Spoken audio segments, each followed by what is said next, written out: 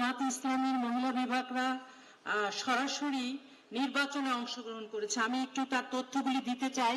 সেটা হচ্ছে এই নির্বাচনে ভাইস চেয়ারম্যান হিসেবে সরাসরি নির্বাচনে অংশগ্রহণ করে নির্বাচিত হয়েছেন 48 জন মহিলা এবং তারা দায়িত্ব পালন করেছেন।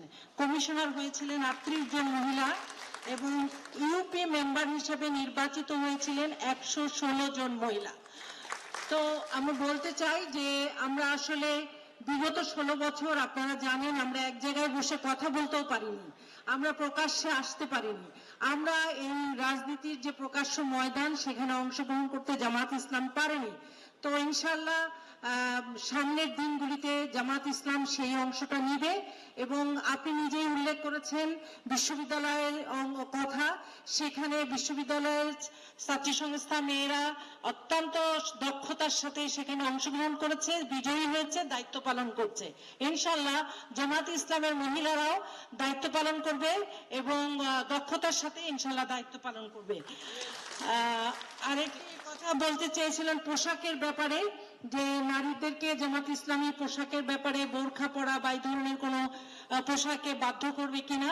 আমরা জানি খোদ আল্লাহ সুবহান তাআলা ইসলামের কোনো বিধান কারো উপরে জোর করে চাপিয়ে দিতে বলেন নাই। রাসূলুল্লাহ সাল্লাল্লাহু আলাইহি ওয়াসাল্লাম কোনোদিনও কারো উপরে ইসলামের বিধান জোর করে চাপিয়ে দেন নাই।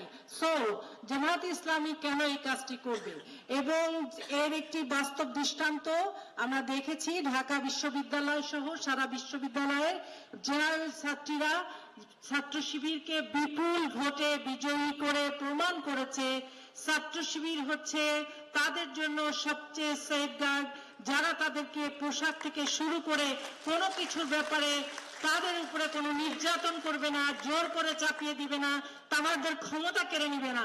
এবং তারা প্রকাশ্যে বারবার সেটা প্রকাশও করেছে যে আমরা একমাত্র নিরাপদ বোধ করি ছাত্র শিবিরের কাছে। So I think Jamaat Islami ইনশাল্লাহ যদি তাদের সুযোগ আল্লাহ সুবহান তাআলা দেন, দে উইল প্রুভ ইনশাল্লাহ যে তারা মহিলাদেরকে সমান তালে সমানভাবে সর্বক্ষেত্রে কাজে লাগিয়ে তাদের দক্ষতাকে প্রমাণ করার সুযোগ দিবে ও নিরাপত্তা সহকারে। Thank you so much.